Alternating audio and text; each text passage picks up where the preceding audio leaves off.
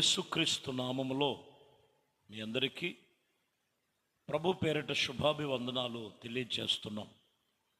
దేవుని కృపను బట్టి గడిచినటువంటి దినములలో యేసు ప్రభువారు కల్వరి శిలువలో ఆయన పలికినటువంటి 7 మాటలు మనము ధ్యానించుకుంటూ వస్తున్నాం. మరి ఈరోజు 7వ మాటను మనము ధ్యానించుకుందాం. గడిచిన 6 దినాల్లో కూడా ఒక్కొక్క రోజు ఒక్కొక్క మాటగా గడిచిన దినాల్లో మీరు చూడకపోతే ఒకసారి మరలా మా ఛానల్స్లో మీరు చూడొచ్చు. ఓ కొత్త కోణంలో ఆత్మ సంబంధమైన ఆధ్యాత్మికమైనటువంటి ఆశీర్వాదపు యొక్క మాటలు ప్రభు మనతో మాట్లాడుతూ వచ్చారు. ఈ పూట కూడా మరొక మాటను మనం ధ్యానించుకుందాం. లూకా సువార్త 23వ అధ్యాయము 46వ వచనం చదువుతున్నాం. అప్పుడు యేసు గొప్ప శబ్దముతో కేకలు వేసి, తండ్రి, నీ చేతికి నా ఆత్మను అప్పగించుకొనుచున్నానని ఆయన అలాగున చెప్పి ప్రాణమును విడిచెను. సిలువలో 7వ మాట ఆయన పలికి బిగ్గరుగా కేకవేసి, గొప్ప శబ్దముతో కేకవేసి, తండ్రి, నీ చేతికి నా ఆత్మను అప్పగించుకొనుచున్నాను. చూడండి, యేసుక్రీస్తు ఈ లోకమునకు సశరీరుడుగా వచ్చాడు. తండ్రి యొద్ద నుండి పంపబడిన క్రీస్తు తిరిగి ఆత్మ తండ్రికే అప్పగించుకునేటువంటి గొప్ప ధన్యత. ఈరోజు మనిషి జీవితాన్ని చూడండి. నరుని ఆత్మ యెహోవా పెట్టిన దీపం. కానీ ఈరోజు మనం చూస్తే నరుని ఆత్మలన్నీ కూడా సాతాను వశములోకి వెళ్ళిపోతున్నాయి. వాళ్ళ మీద సాతానుని ఏలుబడి చేస్తున్నాడు. ఆది కాండములో ఉన్నటువంటి ఆదాము మొదలుకొని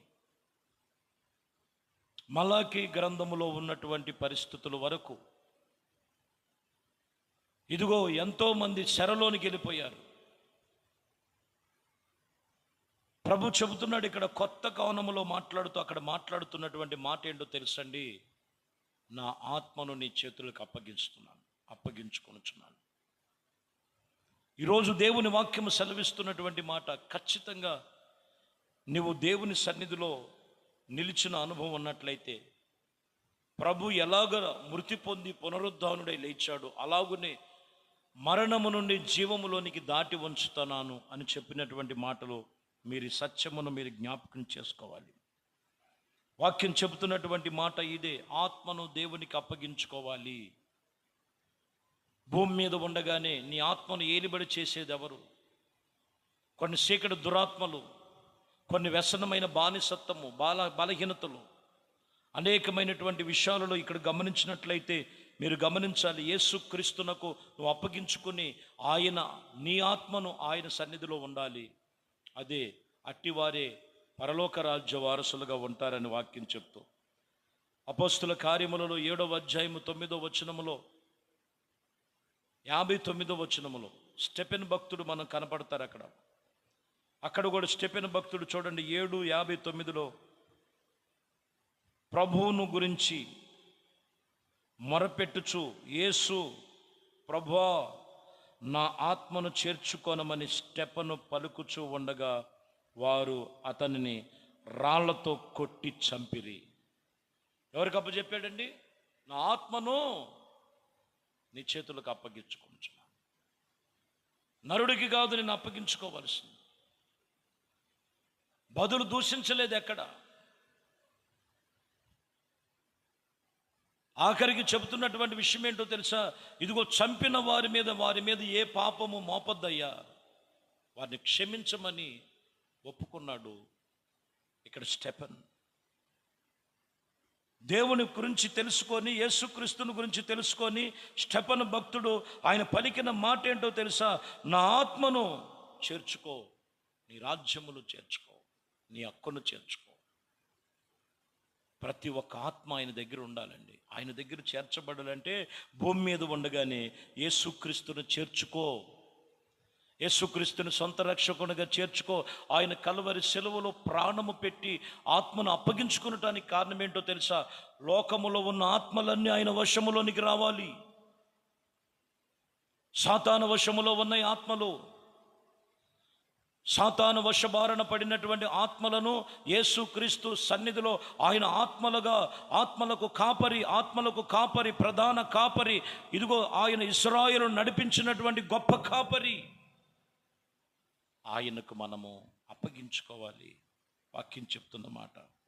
1 పేతురు రాసిన పత్రిక 2వ అధ్యాయం 23వ వచనం. ఆయన దూషించబడి బదులు దూషింపలేదు. ఆయన శ్రమ పెట్టబడి బెదరక పోక న్యాయముగా తీర్పు తీర్చి దేవునికి తను తాను అప్పగించుకున్నాడు. రెండో విషయం, బెదిరించి ఆ బెదరక, శ్రమ పడినా కూడా ఆ శ్రమలు తట్టుకొని చివరి మాటలో దేవునికి తను తాను అప్పగించుకున్నాడు. న్యాయముగా తీర్పు తీర్చే దేవునికే తన ఆత్మను అప్పగించుకునేను అని రాయబడి ఉంది. పేతురు రాస్తున్నాడు ఇక్కడ. నువ్వు దేవునికి అప్పగించుకో. నీ స్థితిగతులు దేవునికి అప్పగించుకో. మరణమును గెలిచి పునరుద్ధానుడై లేచి సజీవుడైనటువంటి యేసుక్రీస్తును గురించి తెలుసుకో. యేసు ఎందుకు ఆయన మరణం అయిపోయి ఆయన పునరుద్ధానుడై ఆయన లెగిసి అనేక మందిని నేను సర్వశక్తి కలిగిన దేవుణ్ణని ఆయన ఎలా రుజువుపరుచుకున్నాడో తెలుసుకో. నీ ఆత్మలో ఏమి ఏలుబడి చేస్తున్నాయి? కొందరు ఆత్మలో పాపం ఏలుబడి చేస్తుంటుంది. కొందరు ఆత్మలో వ్యసనాలు ఏలుబడి చేస్తుంటాయి. కొందరు ఆత్మలో చీకటి దురాత్మలు ఏలుబడి చేస్తున్నాయి. దేవుని ఆత్మకు అప్పగించుకో, ఆయనకు అప్పగించుకో. కీర్తన గ్రంథం 31వ కీర్తన 5వ వచనం. నా ఆత్మ నీ చేతికి అప్పగించుకొనుచున్నాను. యెహోవా సత్యదేవా, నన్ను విమోచించుచున్నవాడవు నీవే. చూశారండి? యెహోవా సత్యదేవా, నన్ను విమోచించుచున్నవాడవు నీవే. ప్రతి ఆత్మ దేవునికి అప్పగించుకోవాలి, సాతానికి కాదు. కొందరు తాగి తాగి తాగి తాగి అవయవములన్నీ కుళ్ళిపోతూ దుర్నీతి వ్యసనానికి అప్పగించుకొని ముగించుకున్న వాళ్ళు కూడా లేకపోలేదు. పాపము చేసి చేసి చేసి పాపానికి వారి శరీరాన్ని అప్పగించుకున్నారు. దుష్టత్వములో ఉండి భ్రష్టులైపోయిన వారు కూడా ఉన్నారు. వారందరినీ ప్రభు అంటాడు, నా యొద్దకు రండి, నాకు మీరు అప్పగించుకోండి, నేను మిమ్మల్ని విమోచించదను. 1 కొరింథీ 1వ అధ్యాయము 2వ వచనం. కొరింథీలో ఉన్న దేవుని సంగమునకు అనగా క్రీస్తునందు పరిశుద్ధపరచబడిన వారికి, పరిశుద్ధులుగా ఉండటకు పిలువబడిన వారికిని మనకును ప్రభువుగా ఉన్న మన ప్రభు అయిన యేసుక్రీస్తు నామమున ప్రతి స్థలములలో ప్రార్థించుచున్న వారందరికీ శుభములని రాయబడి ఉన్నది. మీరు గుర్తుంచుకోవాలి. సంగమునకు, యేసుక్రీస్తు పరిశుద్ధపరచబడిన వారికిని, పిలువబడిన వారికిని, మన ప్రభువుగా యేసుక్రీస్తు నామములో ప్రతి స్థలములో ప్రార్థించే వారికి శుభములు. ఆయనకు మీరు అప్పగించుకోండి, ఆయనకి మీరు లోబడి ఉండండి. ఆయన సన్నిధిలో మీరు ఇదిగో ఆత్మ సంబంధముగా నిలిచిన వారుగా మీరు ఉండాలి. ఆయన అప్పగించుకున్నది కారణం ఏంటో తెలుసా? నువ్వు అప్పగించుకుంటావు ఏంటంటే అపోస్తుల కార్యములో ఉంటుంది 22వ అధ్యాయం 16వ వచనంలో. కనుక నీవు తడువు చేయక ఎందుకు తడువు చేస్తున్నావు?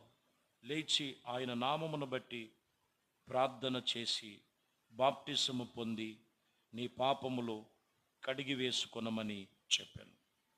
తడువు చేయొద్దు. దేవుడు ఆత్మ ఎవరు అప్పగించుకుంటున్నారో తెలుసా? తడువు చెయ్యక ఆయన నామమందు ప్రార్థన చేయి. ఆయన నామమందును మారు మనసు పొంది బాప్టిసము పొంది పాప క్షమాపణ నిమిత్తము కలుగు చేసే దేవునికి నువ్వు అప్పగించుకో. పాపము నీలో ఉంచుకొని, వ్యసనాలు నీలో ఉంచుకొని, బలహీనతలు నీలో ఉంచుకొని ఎన్ని గుడ్ ఫ్రైడేలు చూస్తాం, ఎన్ని గుడ్ ఫ్రైడేలు చూస్తాం. గుడ్ ఫ్రైడే అనే మాటకు అర్థం ఏంటో తెలుసా? శుభ శుక్రవారం. శుభ శుక్రవారం అనేది ఎందుకు వచ్చిందో తెలుసా? సిలువలో మన కొరకు ప్రాణము పెట్టి, రక్తమును కార్చి ప్రాణము పెట్టాడు. మన జీవితాలను ఆయన ఆ రోజు సిలువలో మరణమయ్యకపోతే మానవ జీవితానికి, పాపానికి విమోచన లేదు. అందువలనే పాపము నుండి విమోచన కలుగు చేసే దినము ఇది, శుభదినము. ఈ శుభదినమును గురించి నువ్వు జ్ఞాపకం చేసుకొని, నీ జీవితం ఒక శుభదినముగా ఉండాలన్నా, నీ జీవితం ఒక శుభ శుక్రవారముగా ఉండాలన్నా, నీ జీవితం ఒక శుభమును కలిగినటువంటి అనుభవంగా ఉండాలంటే నువ్వు తెలుసుకో, ప్రార్థన చేయి.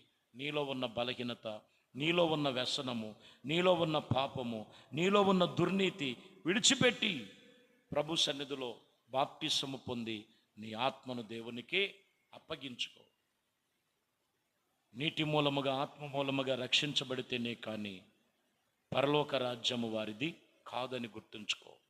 కాబట్టి ప్రియమైన దేవుని బిడ్డలారా, యేసు కేక వేసి ఆత్మను అప్పగించుకొనటానికి మాట అర్థం ఏమై ఉన్నదంటే, ప్రతి ఒక్క మానవాళ్ళు ఆయనకు అప్పగించుకోవాలి. ఆయనలో నమ్మి రక్షణ పొందాలి. నమ్మిన వాడు రక్షించబడతాడు, నమ్మని వానికి శిక్షావిధి కలుగుతుంది. నువ్వు రక్షణ పొందున్నావా? ఇంకా నువ్వు శిక్షలోనే ఉన్నావా? తెలుసుకొని నీ ఆత్మను కంప్లీట్గా ప్రభుకు అప్పగించుకో. నీకును నీ కుటుంబానికి శుభము కలుగునుగాక.